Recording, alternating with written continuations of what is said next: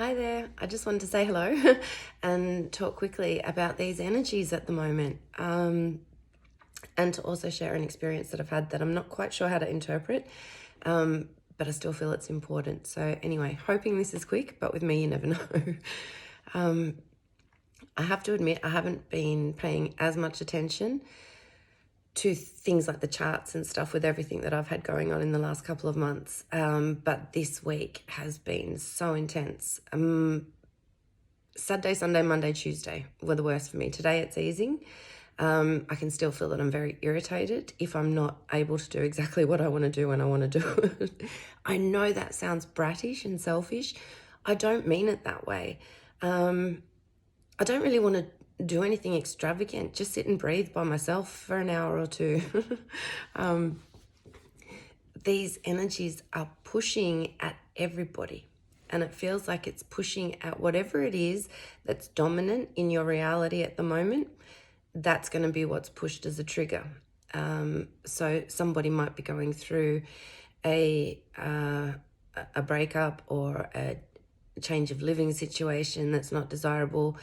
There's many different faces that it can take. For me, it's frustration with, if I put it simply, I want to do other things during the day than just be mum. And I know that's an important job and I don't take it lightly. And it's probably the most important job. But I get very frustrated at the moment if I don't have a space to just switch my mind off from answering questions and talking and interacting and engaging. So anyway, this week I really thought that I was going to lose my mind, and I thought, what's wrong with me? Why aren't I coping? Then I look at the charts and a lot makes sense. So if you've been having, a rough week or a rough few days, don't beat yourself up for it. There are a lot of external energies at the moment, which are, and they're not bad. I know when I talk like this, it makes it sound bad sometimes. I'm just experiencing my own personal frustrations and challenges coming to the surface, which I'll get to in a minute. And I know a lot of other people are as well. When I can have those quiet moments like today to tap into these energies, they're amazing. I did a meditation before, and if I'm still a bit, forgive me because I only have limited time and I really wanted to do this before I have to go out again. I don't usually dream in vivid color. Not that I can remember. I'm sure I do, but it's not something that I would say is a regular occurrence for me. During meditation, I just had the intention to just be shown, if anything, what I most needed to know at this point. What I believe I was shown, and I don't even know if I'm going to be able to describe this. I feel like I was being shown the universal grid, and it was, this is where I'm really going to struggle. It was all these vivid colors that I don't see, unless I'm looking at them on paper. I don't usually see them in my mind's eye like that. But they were the most vivid electric colors I've ever seen. And they were primarily these purples and blues. And even as I'm talking about it now, it starts fading, which is the problem with these experiences. But all I remember thinking, it was just looking all interconnected like a highway. There were stars traveling. There was just so much that I can't even explain. And I just remember going, wow. And being shown that all of this energy is coming in, and it's almost like following specific lines. I'm not even going to explain it, so I'm not going to go beyond more than that. But just what's really struck me was how fast everything moved as I was watching it. But just the vividness of the colors and the interconnectedness of it all, and these energetic lines and these stars that were almost being born and then moving to where they will go. I don't know. I can't explain it. It was just quite a magical experience. But what I also got from it, and I'm sure other people are going to relate to, I thought I'd got pretty good at surrender, especially, with losing my dad and having to deal with a lot of different processes. A lot shifted for me, and I really thought that I had let go of trying to control, largely, and I was going with the flow. Apparently not. It seems that I'm still trying to force control, and I sat with that for a while, and for me it comes in the form of finances and financial control and security. False security, I recognize, and I know I'm not the only one with this. And I think there's quite a few of us that struggle with complete surrender, knowing that everything is as it should be in the moment. It's all part of a higher plan, and to just let ourselves fall into that flow of being taken where we need to go. On some level, that almost sounds like we're not creating, doesn't it? Like, oh, well, we'll just let ourselves be taken where we need to go. I don't mean it in that way. The flow, as I understand it, is this river of energy, whatever you want to call it, that when you step into it, you're not forcing, because you're trusting that everything that's an energetic match to what you need will be drawn. You will draw it to you, and it will come, and you don't need to exert effort. You simply need to hold the resonance that will draw it. And that there is a higher plan, and we're not victims in it by any means. We co-wrote these higher plans. Everything's interconnected. So really, complete surrender is that trust in the bigger plan, something far greater than ourselves. But it's also the trust in ourselves that we wrote a story. And whatever we wrote, we're capable of mastering, or at least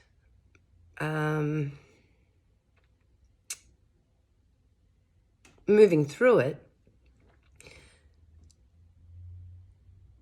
I know I'm not explaining this very well. I'm still in that slightly state where I get these big concepts, and then I almost become paralyzed at thought of how do I translate this whole picture into words that are going to make sense.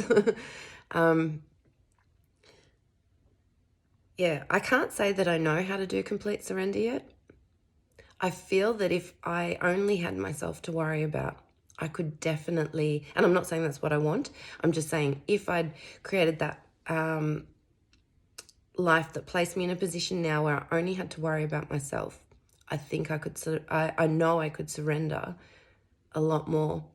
When you have responsibility for others, especially a little person that you have the responsibility to provide for as well, for me that makes it a bit trickier, because I feel like I have a duty to provide some normal security there. So it's a challenge for me, which I'm really going to have to sit with this. How do I surrender completely? I think it's a state of mind more than anything, isn't it? How do I trust that everything, even when it least appears to be, is exactly as it needs to be in that moment? And be not resistant to it.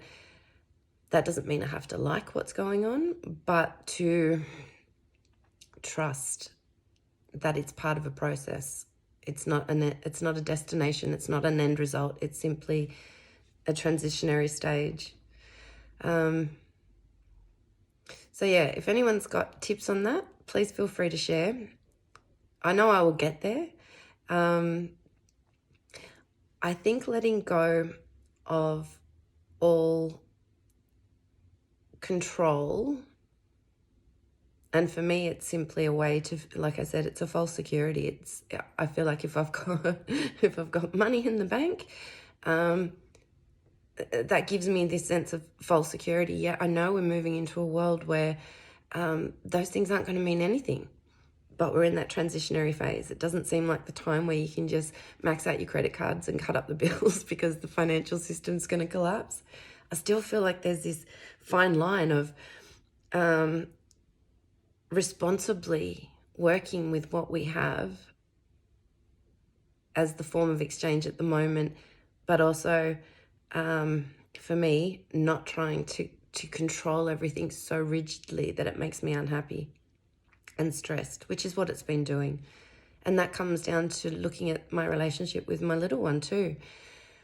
I need to just surrender and accept that right now she's about to turn 3. She needs a lot of my energy and time, and this is how she learns. She's like a sponge, and I need to value this time as a way to help her absorb all the things that are meaningful and going to guide her well in life, and not these false principles that they try and push on us.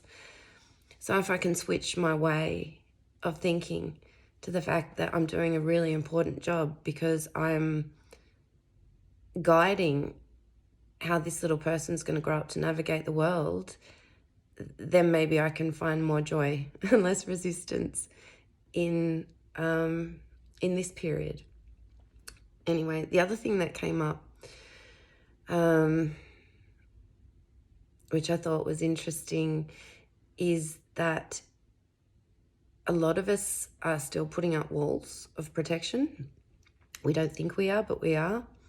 And often this is because we're not surrounded by the people that hold a space for us to collapse these walls and really explore what we've been protecting. This is going to change. We are going to find ourselves drawing more and more. It's already started. You already know that you're making connections and feeling resonance to people that you don't know or never thought you would. But we're going to be drawing more and more people to us that are willing and able to hold a space for those of us that need those opportunities to start removing those layers of protection and really letting our true self, which is vulnerability. It's a bit like when a dog submits and goes on its back, puts its belly up. It's pure vulnerability. And it takes trust to put yourself in that position.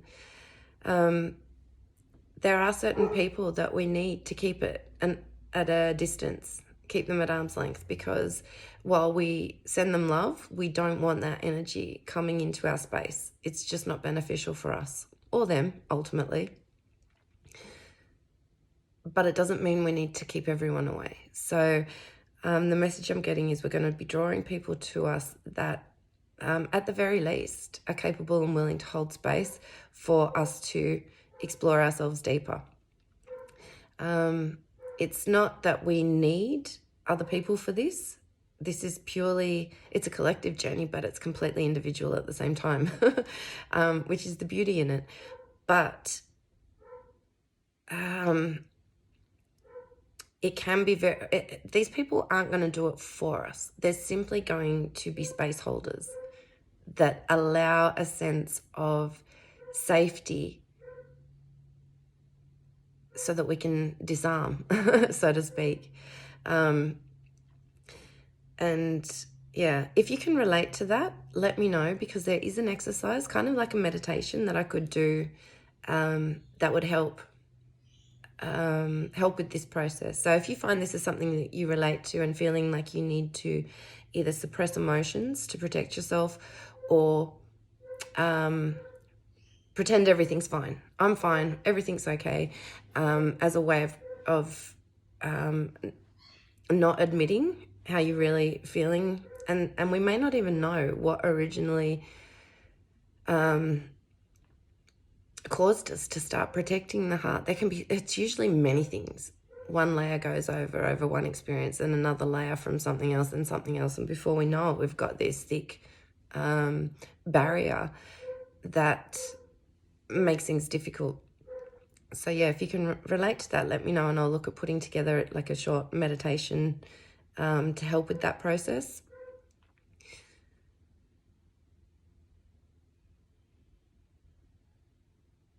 The message that I'm getting is that it's not always a comfortable process, but it's a necessary one.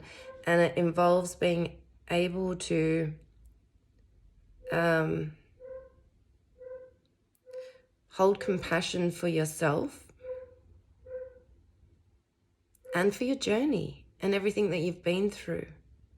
Because I can guarantee, I don't think there's one single person on this planet that has had an easy life. In some aspect, it may look very easy. Maybe they were born very wealthy, into affluent family, and aspects of society. You would think that they wouldn't have any struggle, but we all know that that's not true. So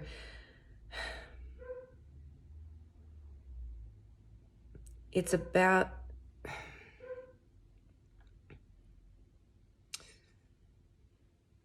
being able to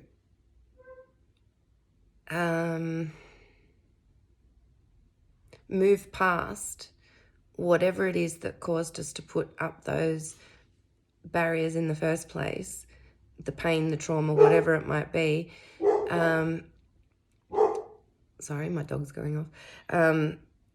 To be able to move past that while at the same time holding compassion for yourself and no judgment, if that makes sense. So, yeah, I don't know if you'll be able to relate to those things. Anyway, I just really wanted to share the energy updates. Oh, and the Schumann at the moment. I know we've been having all the white patches for what feels like weeks now, but there's something different about it. When you look at it, it could just be me, but the blue is different. I don't know, I can't put my finger on it. Again, it's more a feeling. When I look at it, I'm seeing something different than what I usually see. So, yeah, it's coming from all directions, extremely intense. But when we can tap into it, it does have these amazing qualities and experiences awaiting us. So yeah, now I'm rambling. And anyway, hoping that you're all well. I'm sending you all big heart hugs. Things are extremely intense. So please be gentle with yourself. Don't judge yourself harshly. Just recognize that in every moment you're doing the best you can. And with new awareness comes new choices and new ways of being. I can't remember where I heard it or read it, but I think it was you are reborn 300 times a day or something like that. And I think it is that the number of breaths that we take, or I don't know. I found myself procrastinating a lot. I know I'm devoting quickly, but almost like if I'm going to implement a good healthy change to my diet or something, oh, well, I'll do it on Monday. That's the start of the week. And then if something derails that, oh, well, now I have to wait. I'm terrible with that. It's funny, but it's not. And I will delay things terribly. But what I've been shown is that if you truly, there's a fresh start available with every breath. Every breath is a new beginning when you think about it. So I guess what I'm trying to say is let the past be the past, learn from it. If you feel it's holding you back in some way, learn from it. Take the experience that you needed, bless it. And then in the next breath, start a new chapter or even a new book.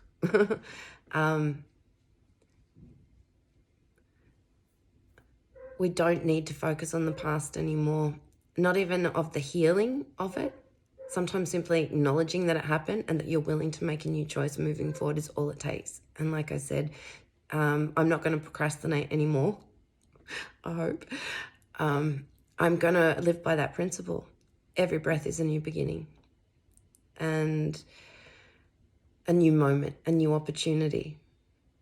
And that fills me with a much more positive frame of mind, that I can switch it in an instant if I remember that every breath is a new moment.